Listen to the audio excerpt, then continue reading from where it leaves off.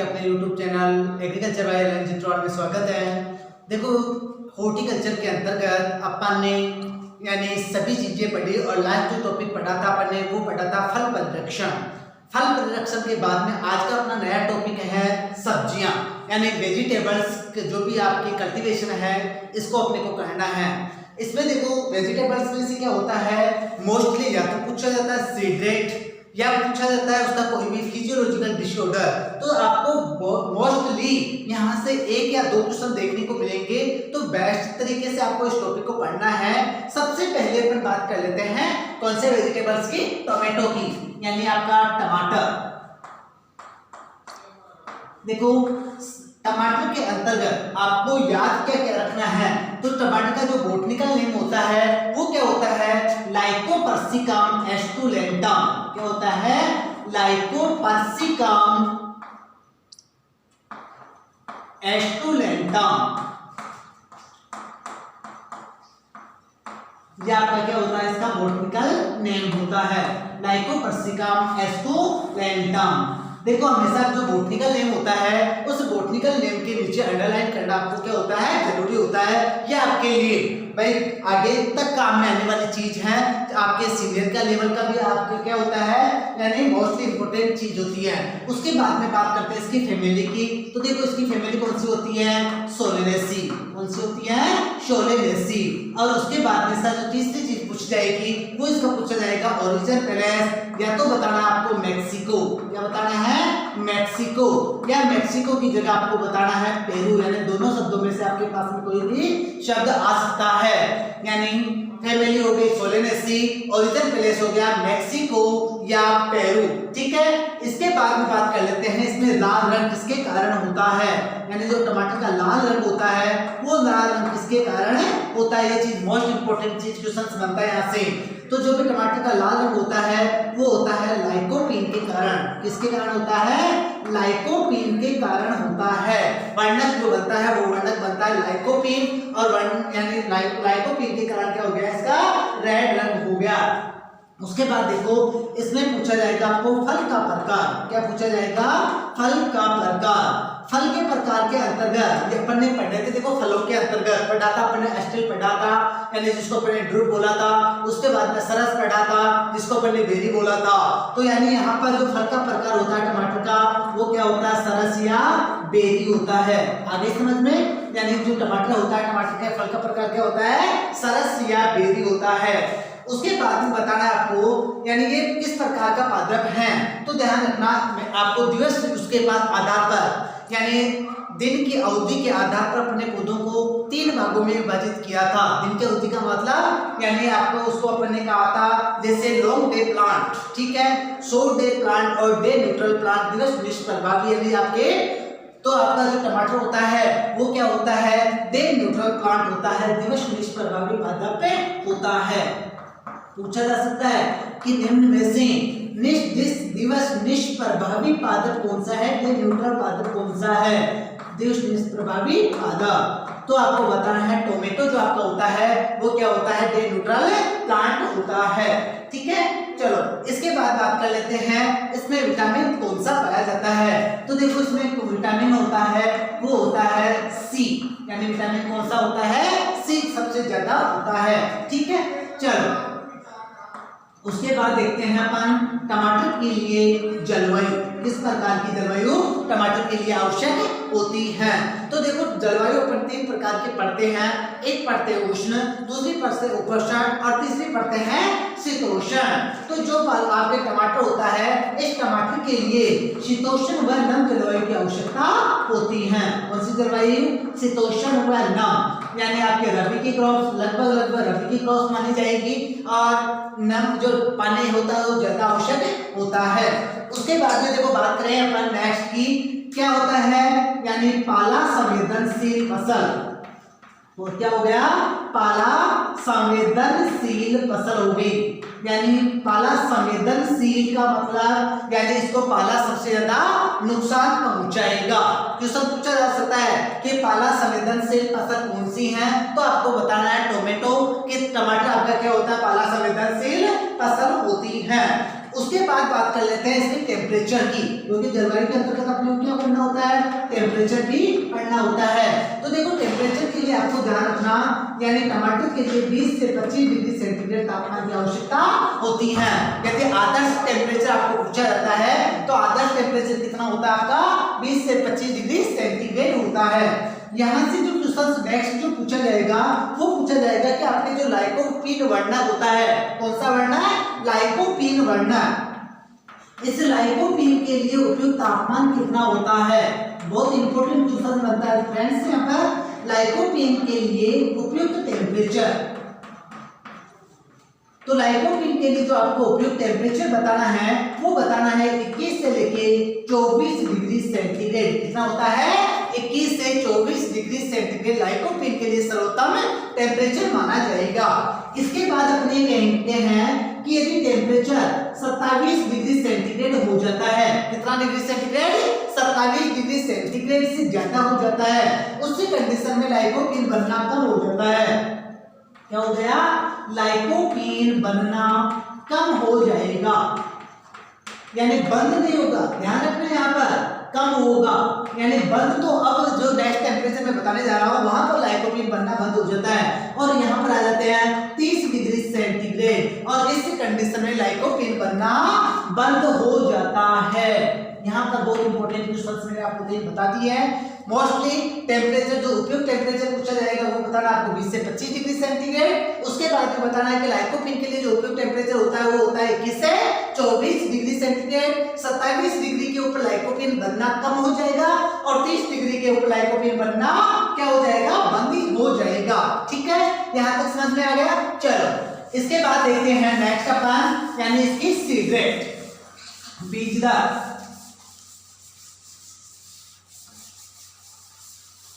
एक तो आपको बॉटनिकल नेम क्वेश्चन पूछा जाएगा, तो सभी चीजों के बॉटनिकल नेम आपको पता होने चाहिए। अब बात कर लेते हैं इसकी सीड रेट की, बीज दर की।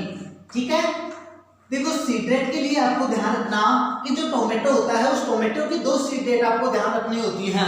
एक जो आपका देसी यानी नॉर्मल जो टमाटर होता है उसकी सीड रेट आपको याद रखनी होती है, और दूसरी जो आपका संकर टोमेटो होता है उसकी सीड रेट आपको हाइब्रिड होता है उसकी यानी सीड रेट ध्यान रखना होता है।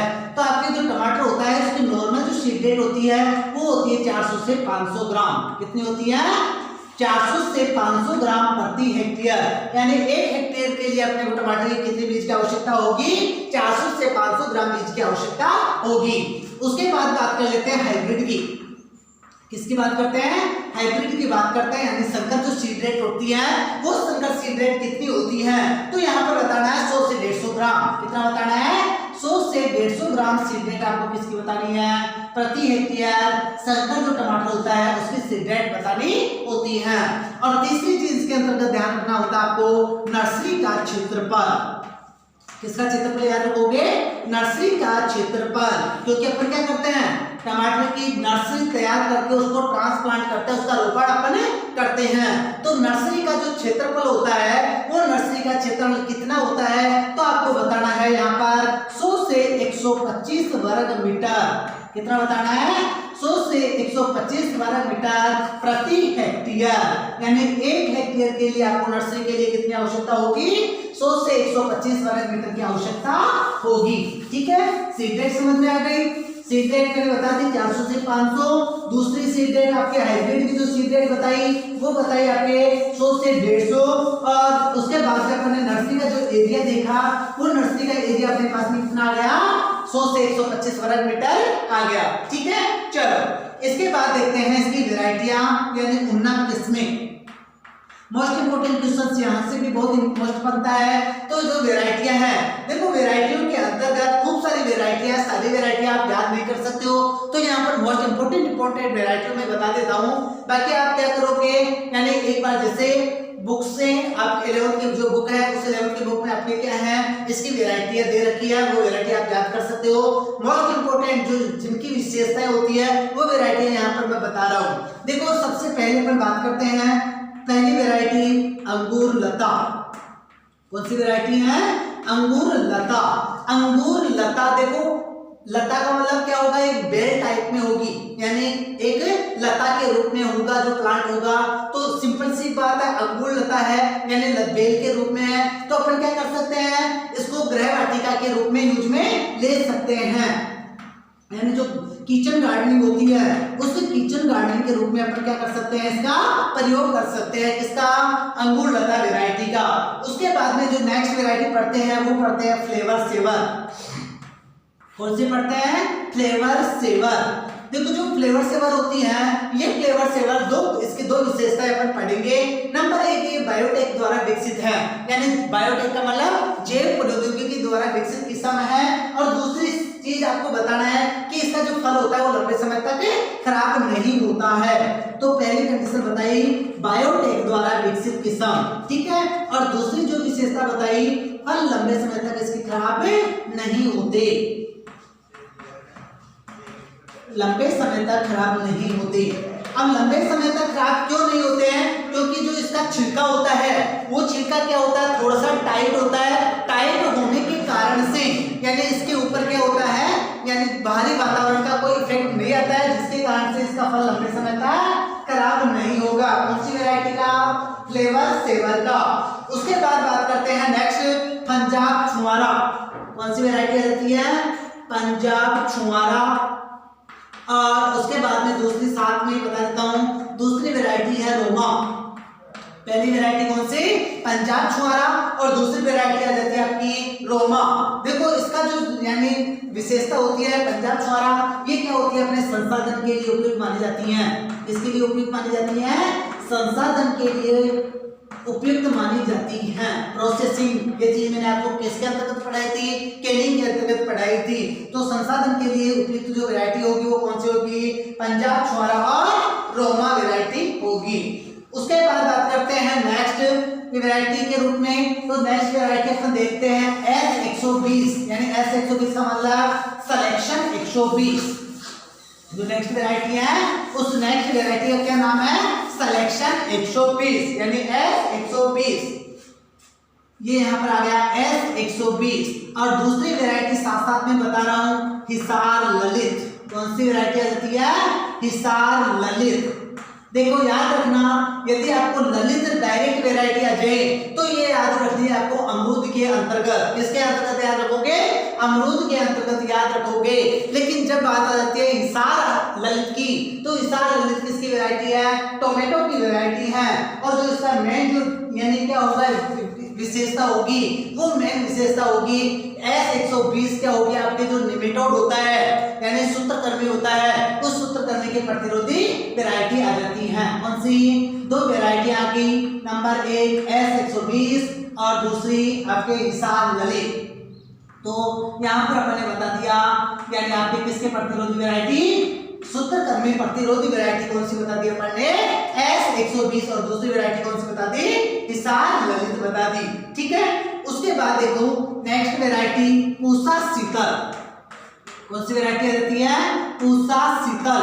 शीतल का मतलब सिंपल सी बात है, ठंडा होता है, यानी जो भी आपके समर वेकेशन होता है, सॉरी विंटर वेकेशन होता है, विंटर सीजन होता है, उस विंटर सीजन के लिए क्या होती है, ये उपयुक्त वैरायटी मानी जाती है।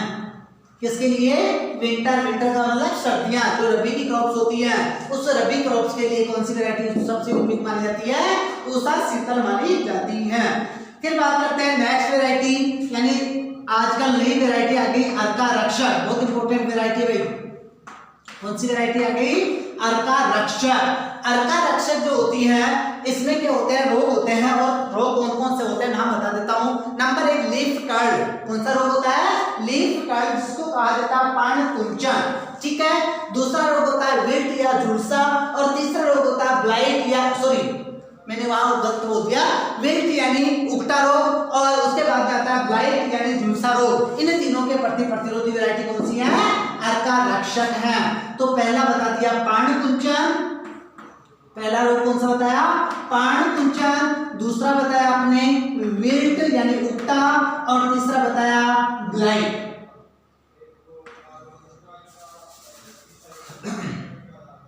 लिख देता हूं ब्लाइट या झुलसा, ठीक है, ब्लाइट या झुलसा। इन तीनों के प्रति प्रतिरोधी हैं, झुलसा के प्रतिरोधी। प्रतिरोधी का मतलब यानी इनमें कोई नुकसान नहीं होगा। कौन सी वैरायटी में? अर्का रक्षक में कोई किसी भी रोग का प्रकोप हो जाए इसमें कोई फर्क नहीं पड़ने वाला। तो पूछा जा सकता है कि पर्ण कुंचन, वेल्ट और ब्लाइट के प्रतिरोधी, तीनों के प्रतिरोधी वैरायटी कौन सी है? तो आपको कौन सा बताना है? अर्का रक्षक बताना है। ठीक है, इसके बाद में बात कर लेते हैं नेक्स्ट अर्का गौरव। ठीक है, अर्का गौरव, अर्का सौरभ, अर्का सौरभ, मार्गलोब, खूब सारी वैरायटी है, ऐसी कोई बात नहीं है, वैरायटियों की कोई कमी नहीं है। लेकिन मैंने मोस्ट आपको बता दी, अर्का गौरव हो गया, अर्का सौरभ हो गया, मार्गलोब हो गया, पूषा उपहार, एक वैरायटी याद रखना, पूषा उपहार।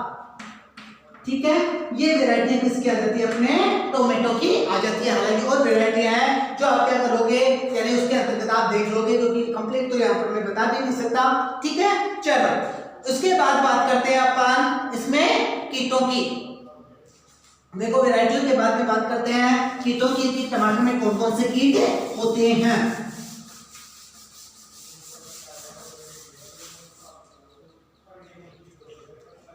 कीट, देखो टोमेटो में जो कीट होते हैं वो कीट, उन कीटों के अंतर्गत अपन लेते हैं पहला कीट फल छेदक। कौन सा कीट लेते हैं? फल छेदक। फल छेदक का मतलब जो फल होता है उस फल में क्या करता है, ये छेद करके घुस जाता है और अंदर से क्या होता है, गुदा को खा जाता है। वो कौन सा कीट हो गया? फल छेदक कीट हो गया। और इसका मुख्य कीट है, ये याद रखना भाई, क्वेश्चन पूछ सकता है कि टमाटर का जो मुख्य कीट होता है उस मुख्य कीट का नाम क्या है? तो आपको बताना फल छेदक। उसके बाद बात कर लेते हैं यानी इसमें सफेद मक्खी का प्रकोप भी होता है। किसका होता है? सफेद मक्खी का प्रकोप भी होता है, हरा तेला का प्रकोप भी होता है और कटवर्म का प्रकोप भी होता है। यानी आपके 4 कीट इसमें लगते हैं मोस्टली कौन से? एक फल छेदक, दूसरा सफेद मक्खी, तीसरा हरा तेला और चौथा आपका कटवर्म। ठीक है, कीटों के बाद में बात करते हैं रोगों की। किसकी बात करेंगे? रोगों की बात कर लेते हैं।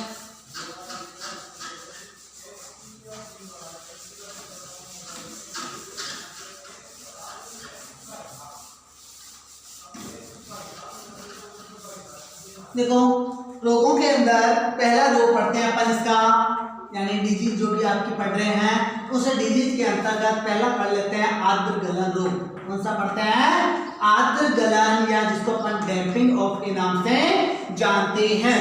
यानी आर्द्र गलन, आर्द्र गलन का मतलब जो प्लांट होगा वो प्लांट क्या होता है, मृदा सतह के पास से सड़ जाता है। और इसमें क्या होता है, जो ये रोग होता है वो सबसे ज्यादा कहां पर होता है? नर्सरी में होता है। कहां पर होता है? नर्सरी में होता है। तो जो आर्द्र गलन रोग होता है उस आर्द्र गलन का जो कवक होता है वो कवक कौन सा होता है? पिथियम स्पीसीज होता है। कौन सा होता है? पिथियम स्पीसीज के द्वारा क्या होता है? फैलता है। कौन सा? आपका आर्द्र गलन। ठीक है, यानी मैंने बता दिया लक्षण। लक्षण क्या होता है? जो मृदा सतह है उस मृदा सतह के पास से जो तना होता है वो सड़ जाता है। यानी क्यों हुआ? पानी इकट्ठा होने के कारण से। तो आपको मैंने आपको नर्सरी जब पढ़ाई थी, याद करो मैंने नर्सरी पढ़ाई थी, उस समय मैंने आपको बताया था कि पौधों को कवक जनित रोगों से बचाने के लिए, आर्द्र गलन रोग से बचाने के लिए अपने क्या किया था, यानी वहां पर जो भी आपका प्लांट जो भी सीड था उस सीड को अपन ने किससे उपचारित किया था? कवकनाशी से उपचारित किया था। ठीक है, दूसरा बात करते हैं लीफ कर्ल रोग की।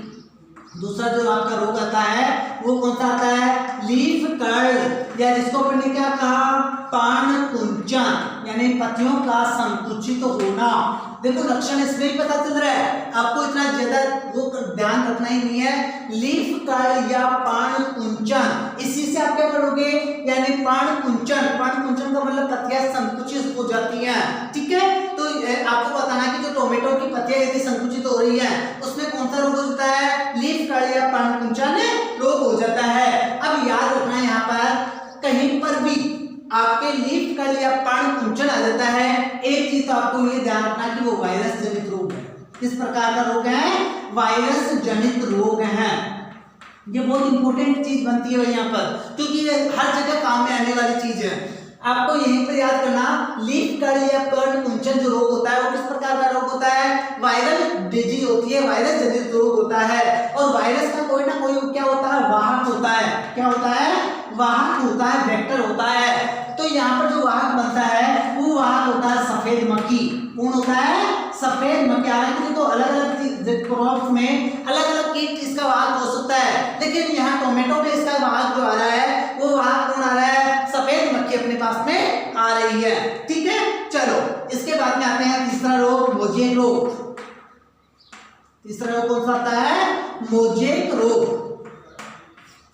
देखो यहाँ पर आपके पास में येलो मोजेक भी आ सकता है, हिंदी में उसको येलो मोजेक को हिंदी में बात करते हैं तो पीत सीरा मोजेक रोग भी आ सकता है। कौन सा आ सकता है, पीत सीरा मोजेक रोग भी आ सकता है। मैंने आपको बता दिया अलग अलग, यानी मोजेक, पीत सीरा या फिर आपका येलो, यानी जो भी आपका येलो मोजेक है वो भी आपको पूछा जा सकता है। ठीक है, तो यहाँ पर जो मोजेक रोग होता है वो मोजेक भी किसके द्वारा होता है, वायरस के द्वारा होता है। यहाँ पर भी बहुत इंपॉर्टेंट चीज याद रखने वाली चीज है। इस प्रकार का रोग होता है वायरस जनित रोग होता है। कौन सा, आपका येलो मोजेक यानी पीत सीरा मोजेक रोग किसके द्वारा होता है, वायरस के द्वारा होता है।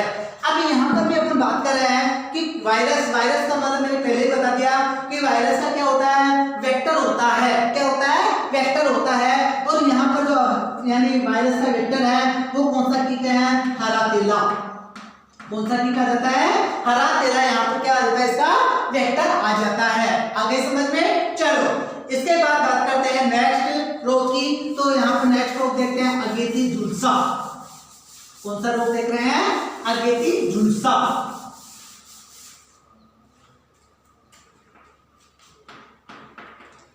अगेती झुलसा जो रोग होता है वो अगेती यानी अपने ब्लाइट जो रोग होता है, ये ब्लाइट किसके कारण होता है, क्या होता है। तो यहाँ पर झुलसा जो होगा वो क्या होगा, बैक्टीरिया के द्वारा होगा।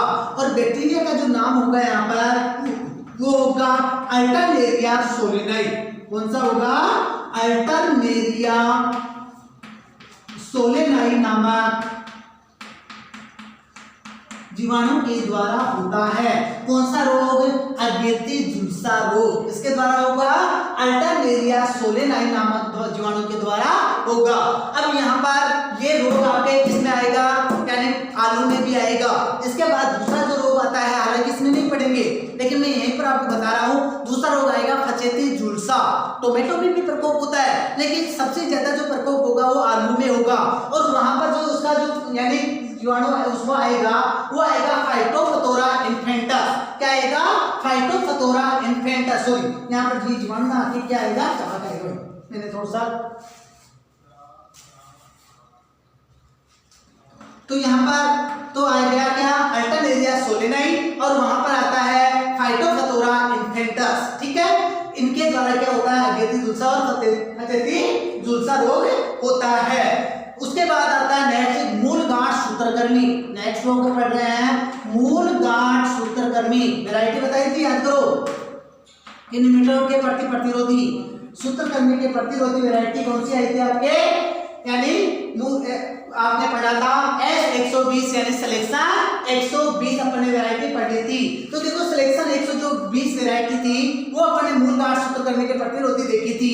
तो यहाँ पर देखो इसका लक्षण देखो, लक्षण क्या आ रहा है, मूल गांठ। मूल का मतलब जड़, मूल का मतलब क्या होता है, जड़। और गांठ का मतलब यानी गांठ बन रही है, यानी जड़ों में गांठें बन रही है। लक्षण अपन ने देखा तो लक्षण अपने पास में कौन सा आया कि जड़ों में क्या हो रही है, गांठें बन रही हैं। उसको अपन ने क्या कहा, मूल गांठ सूत्रकृमि रोग कहा। निमेटोड के द्वारा हो रहा है, निमेटोड के द्वारा क्या होता है, गांठें बन जाती हैं। और यहाँ पर निमेटोड का जो कंट्रोल होता है वो किसके द्वारा होता है, कार्बोफ्यूरॉन के द्वारा होता है। ठीक है, ये आपका कौन सी यानी आपकी जो भी टोमेटो है, टोमेटो में रोग आ गए। उसके बाद आपका लेते हैं टोमेटो में क्या होता है, यानी फिजियोलॉजिकल डिसऑर्डर भी होता है। मैं पहले ही बता चुका, ट्यूशन जो बनता है वो कहीं से भी बन सकता है। फिजियोलॉजिकल डिसऑर्डर में से जो ट्यूशन होता है वो इंपॉर्टेंट ट्यूशन होते हैं। ठीक है, तो फिजियोलॉजिकल डिसऑर्डर आपने देखने हैं। देखो फिजियोलॉजिकल डिसऑर्डर के अंतर्गत सबसे पहला फिजियोलॉजिकल डिसऑर्डर होता है वो होता है फलों का फटना। कौन सा देख रहे हैं अपन, फलों का फटना। अब देखो जो भी आपके फल होता है वो क्रैक हो जाता है, यानी उस फल फट जाता है बीच में क्रैकिंग किसके कारण से होती है? बोरोन की कमी के कारण होती है। याद रखना ये चीज, मैं आपको पोषक तत्व जब मैंने न्यूट्रिएंट्स पढ़ाए थे वहां न्यूट्रिएंट्स में भी मैं बहुत अच्छी तरह से इसको समझा चुका, और यहाँ पर फिर बता रहा हूँ कि जो फलों का फटना होता है, फ्रूट क्रैकिंग होती है, वो फ्रूट क्रैकिंग किसके कारण होती है? बोरोन की कमी के कारण होती है। ठीक है, यानी आपके यहाँ पर किसकी कमी हो रही है? बोरोन की कमी हो रही है, जिसके कारण क्या हो रहा है? फलों का फटना हो रहा है। चाहे वो आपका अनार है, चाहे आपका अमरूद है, चाहे किसी में भी पूछे कि फल फट रहा है, वहां पर किस पोषक तत्व की कमी हो रही है, तो वहां पर आपको हमेशा क्या करना है? बोरोन ही लेके चलना है कि बोरोन की कमी वहां पर हो रही है। उसके बाद में नंबर 2 के ऊपर अपन देखते हैं, तो देखो नंबर 2 के ऊपर अपन देख रहे हैं BER यानी ब्लॉसम एंड रोड रोग। दूसरा अपना कौन सा आ जाता है? ब्लॉसम एंड रोड रोग आ जाता है। पूरा नाम आता है, बी का मतलब ब्लॉसम एंड रोड रोग। ठीक है, ब्लॉसम एंड जो रोड रोग होता है वो किसके कारण होता है? कैल्शियम की कमी के कारण होता है। किसकी कमी के कारण होता है? कैल्शियम की कमी के कारण होता है ब्लॉसम एंड रोड रोग। उसके बाद आता है पफिनेस। तीसरा जो फिजियोलॉजिकल डिसऑर्डर आता है वो आता है पफिनेस। कौन सा आ जाता है? पफिनेस। देखो पफिनेस जो होता है वो कम या अधिक तापमान के कारण होता है। इसके कारण होता है? कम या अधिक तापमान के कारण होता है। कम या अधिक तापमान के कारण कौन सा रोग हो रहा है? पफिनेस हो रहा है। ठीक है, रोग ना बोल के क्या बोलेंगे? कायिकी विकार, फिजियोलॉजिकल डिसऑर्डर। और उसके बाद में आता है नेक्स्ट नंबर 4 पे अपन देख रहे हैं सनबर्न। सन का मतलब सूर्य, बर्न का मतलब जलना। ठीक है, तो जो सन बर्न होता है, सन स्कैल्ड होता है, वो सन स्कैल्ड किस कंडीशन में होता है? जब टेम्परेचर 40 डिग्री सेंटीग्रेड से अधिक हो जाता है। भाई सिंपल सी सीधी सी बात है, टेम्परेचर क्या होगा? ज्यादा होगा, गर्मी ज्यादा पड़ेगी। उस कंडीशन में क्या होता है? टोमेटो जो होता है उसकी पत्तियां क्या होती है? जल जाती हैं, टमाटर जल जाता है, तो उसको कहा जाता है सनबर्न या सन स्कैल्ड। और ये आता है आपके 40 डिग्री सेंटीग्रेड से तापमान से अधिक होने की अवस्था में। ठीक है, उसके बाद आता है नेक्स्ट जो फिजियोलॉजिकल डिसऑर्डर आता है कैटफेस। कौन सा आता है? कैटफेस। कैट का मतलब बिल्ली, यानी बिल्ली जैसा चेहरा हो जाता है भाई, कैटफेस। कैटफेस होता है अब नॉर्मल ग्रोविंग के कारण, अनियंत्रित वृद्धि के कारण। ठीक है, तो यहाँ पर अपन ने पढ़े ए फिजियोलॉजिकल डिसऑर्डर, अनियंत्रित वृद्धि। और उसके बाद में इसमें लास्ट पढ़ते हैं अपन यील्ड यानी उपज। ये भी आपको पूछी जा सकती है। तो जो टमाटर की जो यील्ड होती है, वो टमाटर की यील्ड अपने को ध्यान रखनी है, लगभग 300 से 350 क्विंटल प्रति हेक्टेयर। कितना याद रखना है? 300 से 350 क्विंटल प्रति हेक्टेयर टोमेटो की क्या करनी है? आपको यील्ड याद रखनी है। उसके बाद चलते हैं, देखो ये आपका क्या हो जाता है? टमाटर कंप्लीट हो जाता है। टमाटर के बाद में दूसरा जो अपने पास में वेजिटेबल्स अपन लेते हैं, वो वेजिटेबल्स अपन ले लेते हैं मिर्च। कौन सी वेजिटेबल्स लेते हैं? मिर्च अपन लेते हैं।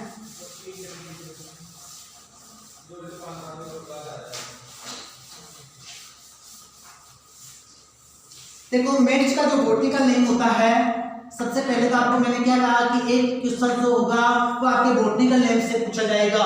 तो आपके बॉटनिकल नेम तो कंप्लीट वेजिटेबल्स के, कंप्लीट फ्रूट्स के, कंप्लीट मेडिसिन प्लांट के, और कंप्लीट आपके जो भी क्रॉप्स होती है, वीड है, उनके कंप्लीट के बॉटनिकल नेम आपको याद करने हैं। उस पहली बात करते हैं मिर्च की बॉटनिकल नेम की। तो मिर्च का जो बॉटनिकल नेम होता है वो होता है कैप्सिकम एनम। क्या होता है? Capsicum annuum. और दूसरा जो बॉटनिकल नेम आता है कैप्सिकम फ्रूटेंस। देखो मिर्च क्या होती है? 2 प्रकार की होती हैं। एक होती है आपके बिल्कुल बारीक वाली, ठीक है, जिसको अपन जुआ मिर्च के नाम से जानते हैं, और दूसरी आपकी जो आती है वो मोटे वाली, यानी जिसको अपन शिमला मिर्च के नाम से जानते हैं, यानी मीठी मिर्च। मीठी मिर्च कौन सी होती है? शिमला मिर्च मानी जाती है। ठीक है, तो बॉटनिकल अपन ने देखा कैप्सिकम एनम, और दूसरा बॉटनिकल नेम देखा अपन ने कैप्सिकम फ्रूटेंस। फिर बात करते हैं इसकी वैरायटी, उसकी फैमिली की। तो हमें ध्यान रखना है मिर्च का फैमिली भी कौन सा आता है? सोलेनेसी आता है। यानी पहली सोलेनेसिव क्रॉप वेजिटेबल्स अपन ने पढ़ी टोमेटो, तो दूसरी सोलेनेसिव वेजिटेबल्स अपन पढ़ रहे हैं मिर्च। उसके बाद देखो यहाँ पर बात करते हैं विटामिन की, तो इसमें भी विटामिन कौन सा पाया जाता है? सी पाया जाता है। नहीं आपका टमाटर था, उस टमाटर में भी विटामिन कौन सा था? सी था। और यहाँ पर भी आपके विटामिन कौन सा आ जाता है? सी आ जाता है। फिर बात करते हैं फल के प्रकार की, ठीक है, फल का प्रकार। देखो फल का प्रकार वो टोमेटो वाला, यानी यहाँ पर भी अपन ने क्या कह दिया? सरस या बेरी बता दिया, ठीक है। सरस या जो बेरी होता है वो फल का प्रकार यहाँ पर अपन टोमेटो के लिए पढ़ चुके, और दूसरा अपन किसके लिए पढ़ रहे हैं? मिर्च के लिए पढ़ रहे हैं। उसके बाद आता है एक तो मिर्च का लाल रंग, बहुत इंपॉर्टेंट क्वेश्चन और कंफ्यूजन वाला क्वेश्चन, मिर्च का लाल रंग। और उसके बाद में आता है मिर्च का तीखापन। एक तो आता है मिर्च का लाल रंग और एक आता है मिर्च का तीखापन। कुछ भी यहाँ पर ध्यान नहीं रखना। देखो यहाँ पर शब्द में बता रहा हूँ, वो बता रहा हूँ, एक होता है कैप्सेथीन और एक होता है कैप्सेसिन।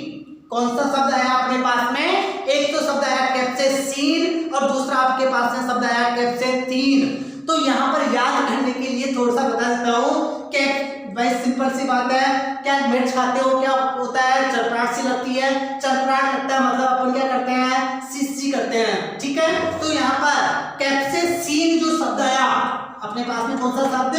कैप्सेसिन। वो कैप्सेसिन किसके लिए आ रहा है? तीखापन के लिए आ रहा है। और दूसरा शब्द आपके पास कौन सा बच गया? कैप्सेथीन बच गया। कौन सा बच गया? कैप्सेथीन बच गया।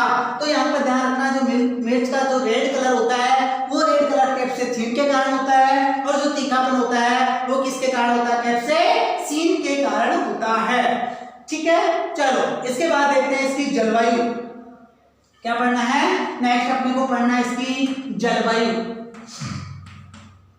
देखो जलवायु ध्यान रखने के लिए, हालांकि मिर्च को अपन दोनों ऋतुओं में उगा सकते हैं, यानी लेकिन वहां पर फिर भी अपन क्या करते हैं? गर्मियों में मोस्टली इसको ज्यादा उगाते हैं। तो यहाँ पर अपन कहेंगे गर्म व नम जलवायु, पानी की ज्यादा आवश्यकता होती है। तो ज्यादा आवश्यकता होने के कारण से क्या बोला? गर्म व नम जलवायु अपने पास में आवश्यकता होगी। और उसके बाद आता है टेम्परेचर, यानी जो उपयुक्त टेम्परेचर होता है वो उपयुक्त टेम्परेचर कितना होता है? तो यहाँ पर आपको बताना 24 डिग्री सेंटीग्रेड उपयुक्त तापमान माना जाता है। याद करो उसके लिए, यानी टमाटर के लिए पढ़ा तो सबसे पहले टमाटर के लिए पढ़ा क्या? यानी उपयुक्त टेम्परेचर 20 से 25 डिग्री सेंटीग्रेड। उसके बाद में लाइकोपीन के लिए पढ़ा 21 से 24। 27 पे लाइकोपीन बनना कम हो जाएगा और 30 पे लाइकोपीन बनना बंद हो जाएगा। 24 इसी के अंतर्गत आ जाता है। थोड़ा सा क्राइटेरिया याद रख लेना कि 24 लगभग 20 से 25, यानी आपका इसके अंतर्गत आ रहा है। मिर्च के लिए तापमान आ रहा है तो 24 डिग्री यहाँ पर क्या हो जाता है? मिर्च के लिए उपयुक्त टेम्परेचर माना जाता है, ठीक है। चलो इसके बाद देखते हैं सीड रेट, बीज दर। देखो दोनों मिर्च के लिए आपको सीड रेट दोनों अलग अलग याद रखनी है। आपके फ्रूटेंस की भी याद रखनी है और आपके लिए किसके भी याद रखनी है, यानी जो भी एनम है उसके लिए भी याद रखनी है। तो जो भी आपका देसी मिर्च होता है, उस देसी मिर्च की जो सीड रेट होती है वो होती है 1 से 1.5 kg प्रति हेक्टेयर। यानी नॉर्मल जो आपकी देसी मिर्च होती है, जिसको अपन जुआ मिर्च के नाम से जानते हैं, उस जुआ मिर्च की सीड रेट कितनी होती है? 1 से 1.5 kg प्रति हेक्टेयर होती है। और दूसरे उसके बाद में आते हैं आपके जो कि आपका फ्रूटेंस आता है, ठीक है। उस फ्रूटेंस की जो सीड रेट होती है वो मात्र और मात्र किसमें आएगी? ग्राम में आएगी। किसमें आएगी? ग्राम में आती है। और इसकी सीड रेट होती है 100 से 150 ग्राम प्रति हेक्टेयर। कितनी होती है? 100 से 150 ग्राम प्रति हेक्टेयर। शायद याद कंफर्म तो याद नहीं है, लेकिन 2016 के आसपास या ऐसे कोई क्वेश्चन पूछा था कि मिर्च की सीड रेट कौन सी होती है, तो होती है आपको 1 से 1.5 kg प्रति हेक्टेयर बताना है। और उसके बाद में आपको यानी यहाँ पर मैंने थोड़ा सा गलती दी, 200 से 250 कितनी आती है? 200 से 250 ग्राम प्रति हेक्टेयर। यानी जो नेक्स्ट आपकी दूसरी मिर्च बची उस मिर्च की सीड रेट कितनी आती है? 200 से 250 ग्राम प्रति हेक्टेयर। फिर बात करते हैं नर्सरी का क्षेत्रफल। इसका क्षेत्रफल नर्सरी का क्षेत्रफल, टोमेटो के लिए नर्सरी का क्षेत्रफल अपन ने क्या पढ़ा 100 से 125 वर्ग मीटर, क्या पढ़ा 100 से 125 वर्ग मीटर पढ़ा। अब यहाँ पर बढ़ा के चलना है, क्या करना है टोमेटो से बढ़ाना है, टोमेटो से बढ़ाना है, इसका मतलब यहाँ जाता है 150 से 200 वर्ग मीटर। ठीक है, तीन चीज अपने याद रखी सीडेड के अंतर्गत। सीडेड अपनी आई 1 से 1.5 kg प्रति हेक्टेयर, उसके बाद में फ्रूटेंस की आई 200 से 250 ग्राम प्रति हेक्टेयर। और तीसरी चीज अपन ने देखी, वो तीसरी चीज अपन ने क्या देखी नर्सरी का क्षेत्रफल, नर्सरी का एरिया। तो नर्सरी का जो एरिया होता है वो कितना होता है 150 से 200 वर्ग मीटर होता है। ठीक है, चलो इसके बाद देखते हैं इसकी वेराइटियां, क्या पढ़ेंगे वैरायटियां पढ़ेंगे।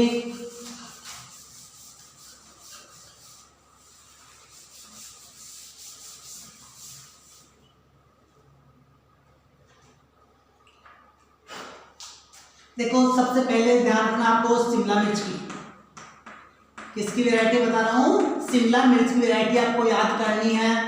शिमला मिर्च की वैरायटियों के अंतर्गत आपको बताना है कैलिफोर्निया वंडर, कौन सी बतानी है कैलिफोर्निया वंडर।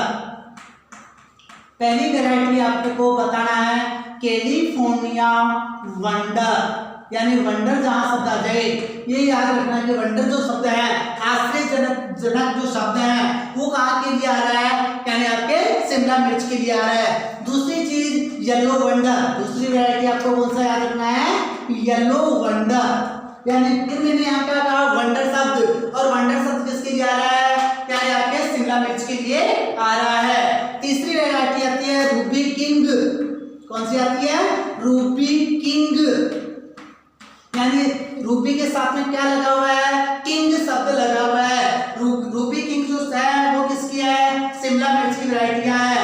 और उसके बाद आता है बुल नोच, नेक्स्ट वैरायटी कौन सी पढ़ रहे हैं बुल नोच, कौन सी वैरायटी आ गई बुल नोच। उसके बाद में आता है चाइनीज जॉइंट, चाइनीज जॉइंट, यानी ये भी आपकी शिमला मिर्च की वैरायटी आती है। फिर आता है S120 तो कहां पड़ा टोमेटो के अंतर्गत पड़ा, कहां पर पड़ा टोमेटो के अंतर्गत पड़ा।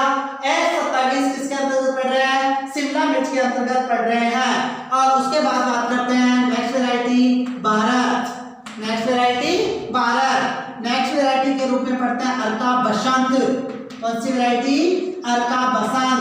और तीसरी वैरायटी नेक्स्ट वैरायटी के रूप में पढ़ते हैं अर्का मोहिनी, अर्का मोहिनी। ये किसके अंतर्गत याद रखनी है आपको सारी वैरायटियां शिमला मिर्च के अंतर्गत ध्यान रखनी है। उसके बाद में आते हैं नेक्स्ट अपने जो जुआ मिर्च, यानी नेक्स्ट जो होती हैं वो याद रखना जुआ मिर्च की वैरायटियां।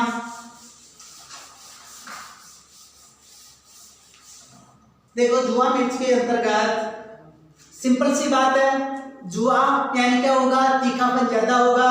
तो थोड़ा सा हिंट दे रहा हूं, ज्वाला, ज्वाला का मतलब क्या होता है आग, ज्वाला का मतलब क्या हो रहा है आग, यानी खाने से क्या होगी आग पैदा होगी। इट मींस किसकी है जुआ मिर्च की है। तो यहाँ पर पहली वैरायटी पढ़ ली अपन ने पूसा ज्वाला, कौन सी वैरायटी पढ़ ली पूसा ज्वाला।